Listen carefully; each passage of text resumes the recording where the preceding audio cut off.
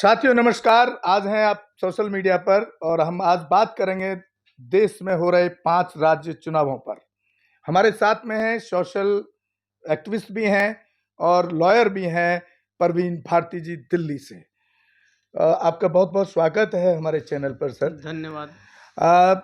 अभी आप देख रहे हैं पूरे देश में एक चुनाव का माहौल चल रहा है और लगभग कैंपेनिंग एंड की तरफ जा रहा है।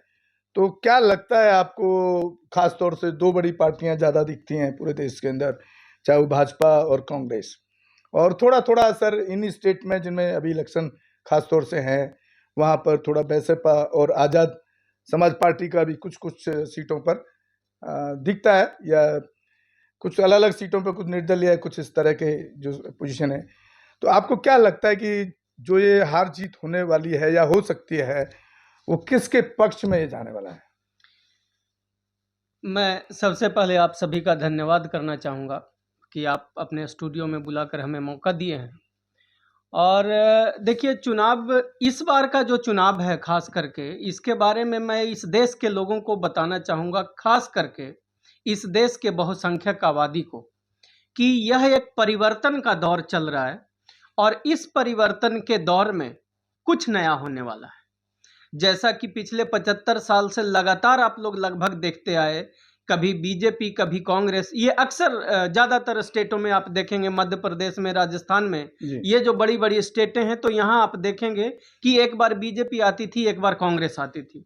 लेकिन इस बार मुझे लगता है कि इस देश में बहुसंख्यक आबादी जो बड़े लंबे समय से अपने हक और अधिकार की लड़ाई लड़ रही थी और किसी न किसी तरीके से अपना साजिश के तहत या अपनी राजनीतिक मंशा या कुछ चुनिंदे लोगों को बस फायदा पहुंचाने के कारण या उनकी चुनिंदा लोगों को फायदा पहुंचाने की राजनीतिक मंशाओं को इस देश की बहुसंख्यक आबादी भाप चुकी है। तो आप जैसे देखोगे, चुनाव, जैसा आपने कहा, चुनाव मणिपुर में हो चुका, मणिपुर में शायद होना है, छत्तीसगढ़ में शायद बाकी है। तो बाकी जहां जहां चुनाव हुआ है वहां का रुझान इस बार थोड़ा सा अलग दिखने को मिलेगा आपको। कि मध्य प्रदेश में, जैसा कि मैंने आपको कहा, आम आदमी पार्टी, वहां पे समाजवादी पार्टी लड़ रही है, बीएसपी लड़ रही है, एएसपी लड़ रही है, और अलग अलग चंक में इनका वोट अच्छा है। और वहाँ ओबीसी महासभा भी चुनाव लड़ रही है, मतलब अपने कैंडिडेट को अलग अलग पार्टियों के माध्यम से उसने खड़ा किया है। तो मुझे ऐसा दिख रहा है कि इस बार बहुजनों का जो वोट है, बहुसंख्यक समाज का जो वोट है, जिस प्रकार से पहले बीजेपी और कांग्रेस पोलराइज किया करती थी, इस बार शायद नहीं होगा। तो मुझे ऐसा लगता है कि इस बार कुछ नया होगा और आपको देखने को मिलेगा कि वहाँ बसपा, वहाँ समाजवादी पार्टी या आज़ाद समाज पार्टी कुछ सीटें लेकर के आएगी, जो संभव है कि सरकार बनाने में जिसकी आने वाले समय में अहम भूमिका होगी। उसी प्रकार से राजस्थान जब आप चलेंगे तो राजस्थान में आप देखेंगे हनुमान बेनीवाल और आज़ाद समाज पार्टी का गठबंधन हुआ है। इन दोनों के अलग अलग क्षेत्रों में बताया जा रहा है, लोग कह रहे हैं कि कुछ इस बार करिश्मा होने वाला है, कुछ नया होने वाला है। उसी प्रकार से समाज ASP, sorry, Bahujan Samaj party BSP, वो भी कुछ सीटें लेके आएगी। तो संभव है कि इस बार जरूरी नहीं है कि सरकार बीजेपी या कांग्रेस की बनी, हो सकता है कि तीसरा भी कोई ना कोई विकल्प इस बार नजर आएगा। लेकिन सर, जिस तरह से लोग धर्म की उसमें धर्म की, जो मैं अभी तक जो देख रहा हूँ इलेक्शन जब से खासतौर से भाजपा आई है, धर्म जितने भी मुद्दे हैं ना, वो सब मुद्दों पर भारी पड़ता है। तो आप ये कैसे एक्सपेक्ट कर रहे हैं कि इधर आज़ाद समाज पार्टी या हनुमान बेनीवाल या मायावती की पार्टी कुछ कर पाएंगे? देखिए, धर्म, आप बिल्कुल सही कहे, धर्म लोगों को प्रभावित करती है, लेकिन इस बार का जो मुद्दा है रोजगार, महंगाई, दलितों के पीछे के साथ जो एट्रोसिटीज हो रहा है, तो मुझे लग रहा है कि कहीं ना कहीं लोगों को ये जागृत भी किया है, संगठित भी किया है, और लोगों को अब ये समझ में आ गया है कि मंदिर में घंटा बजाने से आपको दाल रोटी और रोजगार नहीं मिलेगा, उससे आपकी इज्जत और असमत नहीं मिलेगी। गहलोत सरकार ने ही वहाँ के दलितों को पूरी सुरक्षा नहीं दे पाया। घोड़ी पर चढ़ने पे रिसेंटली भी देखने को मिला है कि वहाँ के लोगों को घोड़ी चढ़ने पे वहाँ के कुछ जो सवर्ण लोग थे, उन्होंने जबरदस्ती घोड़ी से उतारा। तो मुझे लगता है कि बहुसंख्यक समाज जो है वो जाग रहा है। हाँ, ये ठीक बात है कि उनके खूनों में, उनके रगों में इन ब्राह्मणवादियों ने धर्म को डाला है, तो निकलने में थोड़ा तो समय लगेगा। लेकिन सर आप ये भी देखिए ना कि जिन पार्टियों को आप हारने की बात कर रहे हैं कि कुछ अलग होगा, ऐसा उम्मीद करके आप चल रहे हैं, धर्म के साथ साथ उन्होंने फ्री रेवड़ियां भी तो बांटी है ना। जैसे वहाँ एमपी में लाडली योजना है, इधर आपका मेडिकल हेल्थ इंश्योरेंस में बड़ा अच्छा काम किया है, उसको तो आप डिनाई नहीं कर सकते हैं। नहीं तो देखिए, धर्म के साथ साथ, धर्म मैं तो धर्म की अफीम कहता हूँ इसको, उस धर्म की अफीम के साथ साथ वो लोग रेवड़ियां भी तो बांट रहे हैं।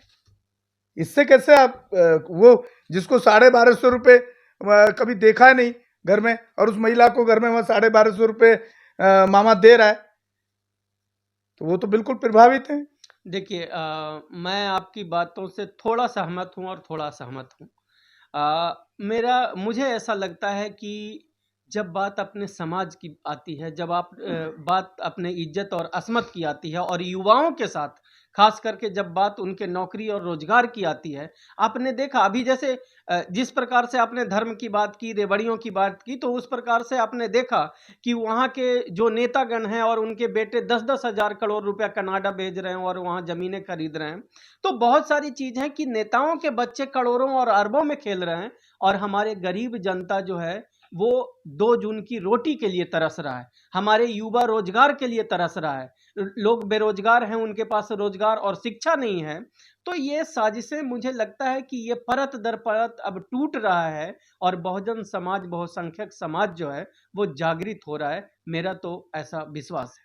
सर लेकिन चलिए आपकी बात को हम मान भी लिया जाए कि भाई ठीक है, इसमें कुछ कामयाबी जो ये पार्टियां हैं, इनको बहुजन समाज वाली जो पार्टियां आप बात कर रहे हैं वो कामयाब हो भी जाएं, लेकिन इनका अगर पीछे का आप रिजल्ट देखेंगे तो वो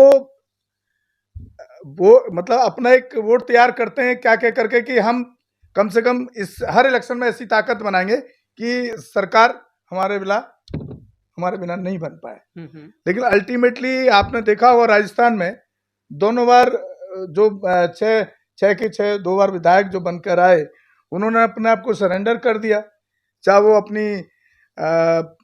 अपना राजनीतिक कद बढ़ाने के लिए, चाहे वो पैसे के पीछे खेल किया गया हो, खरीद फरोख्त हुई हो। उसका क्या हल नजर आता है फिर आपको? देखिए हल कुछ नहीं होता है, परिवर्तन जो है वो धीरे धीरे होता है। और जैसा कि आप भी जानते हैं कि आरएसएस जो है वो लगभग 100 साल पुरानी राजनीतिक पार्टी है। बहुजनों को सरकार में आए हुए ही कितने बहुजनों की राजनीतिक पार्टियों से विधायक जीतते आ रहे हैं, गिने चुने 20 साल से। नहीं, सवाल ये बिक क्यों जाते हैं? मैं वही आपको कह रहा हूं कि अभी हमारे लोग सीखेंगे, और वो सीखने के दौर में ये जो 10 साल में, धन्यवाद देना चाहूंगा नरेंद्र मोदी जी को कि इन्होंने इतनी ज्यादती की दलितों पे, पिछड़ों पे, उनके हक और अधिकार इतने मारे गए। अब जैसे आप देखोगे कि हर जगह पे सरकारी नौकरियों में, उसमें नीतीश जी का भी एक बहुत बड़ा रोल रहेगा कि उन्होंने जनसंख्या का सर्वे करवाने के बाद जो रिपोर्ट आई, उसमें पता चला कि 75% जो ये बहुजन है वो गरीबी रेखा से नीचे गुजर बसर कर रहे हैं। और उससे ज्यादा जो इकोनॉमिक सर्वे आया, उसमें पता चला कि हमारे लोग मात्र, जिनकी आबादी 90% है, वो 5 से लेके 10% ही सरकारी नौकरियों में या पावर वाले सेंटर में वो हैं। तो लोग जागेंगे, इसी से तो जागेंगे, और धीरे धीरे ये चीजें लोगों को जागृत करेगा। उनको भी मालूम है कि जब तक सत्ता हमारे हाथ में नहीं होगी, तब तक उनके हक और अधिकार उनको नहीं मिलेंगे। तो किसी भी, आपके माध्यम से मैं एक मैसेज भी देना चाहता हूं इस देश के बहुसंख्यक समाज को कि आज से आप लोग ये प्रण कर लो कि किसी भी कीमत पे ब्राह्मणवादी राजनीतिक पार्टियों को वोट मत करना। वोट जब भी करना तो किसी बहुजन राजनीतिक पार्टी, चाहे बीजेपी, चाहे बीएसपी हो, चाहे एएसपी हो, चाहे समाजवादी पार्टी हो, आरएलडी हो, या जो भी बहुजन लीडरशिप की नेताओं की जो राजनीतिक पार्टियां हैं, आप उनको ही वोट देना। तभी आने वाले समय में आपका हक, अधिकार और सम्मान सब कुछ वापस मिले। सर लेकिन जो आप कह रहे हैं कि बहुजन समाज, जिनके सुप्रीमो बहुजन समाज के हों, उनके आइडियोलॉजी पे चलते हों, लेकिन मेरा वही बार बार वही सवाल रहता है कि जब वो सरेंडर कर देते हैं उस आरएसएस संघी सरकार को, तो फिर उसका वोट देना भी तो जो बहुजन समाज का आदमी वहां फाइट करके वोट देने जा रहा है, क्योंकि उसके वोट देने के बाद उस पर अटैक भी होता है, उसको गांव में बहुत सारा अत्याचार झेलना पड़ता है। अगर वो इन वर्गों को वोट देने जाता है तो जो दूसरा सेक्शन है जो सामंतवादी उन पर लास्ट में भी अत्याचार करता है, तो उसके बाद भी ये सरेंडर कर देते हैं अपने आप को, तो फिर फायदा क्या है? देखिए, ये बड़ा टेढ़ा सवाल है नहीं और प्रैक्टिकल सवाल नहीं, है। बिल्कुल आपका सवाल बहुत सही है, लेकिन आपको समझना पड़ेगा कि हमारी जो समस्याएं हैं उसका निदान सिर्फ और सिर्फ सत्ता है। तो हो सकता है कि इस दौरान, इस मुहिम में आपको कई सारी परेशानियों से उलझना पड़े या उससे आपको झुलसना पड़े, लेकिन आपको अपने रास्ते पे ही चलते रहना है, क्योंकि मुद्दा सिर्फ आपका नहीं है, आपके आने वाली पीढ़ियों की भी है। और अगर आज आप डर जाओगे तो आपकी आने वाली पीढ़ियों का क्या होगा? इसीलिए अगर कहीं थोड़ा जाति होती भी है, और तब मैंने कहा कि देखिए वो नेता जो आज तक, जैसे हमारे कई सारे आज जो मुख्यमंत्री हैं, उनको भी ये तब समझ में आया जब उनके घर गंगा जल से धोया गया, तब उनको समझ में आया कि वो शूद्र हैं। देखिए, आपने इलेक्शन से डाइवर्ट कर दिया। अगर हम इसकी बात करें, अगर ये सब में जाएंगे तो मेरे पास में बहुत ज्यादा एक्सपीरियंस है उन चीजों का। अब जिस अखिलेश की आप बात कर रहे हैं, मैं नाम लेके बात करता हूँ कि जब वो मुख्यमंत्री कुर्सी से उतर जाते हैं तो वो गंगा जल से गाय मुंह से उसको धोया जाता है, उसी सब्जेक्ट की आप बात कर रहे हैं, लेकिन फिर भी वो गंगा में डुबकी नवाने जा रहा है। मैं वही तो कह रहा हूं कि फिर मायावती फिर भी बोल रही हैं कि हम परशुराम की दुनिया की सबसे बड़ी मूर्ति लगाएंगे। तभी तो मैं बोल रहा हूं कि जिस दिन ये वोटर जागृत हो जाएगा और ये तय कर लेगा कि हम उन लोगों को वोट नहीं देंगे जो जाके गंगा में डुबकी लगाएगा, हम उन लोगों को वोट नहीं देंगे जो हमारे हक और अधिकार के दायरे से बाहर जाके राजनीति नहीं करेगा, सिर्फ उसकी राजनीति।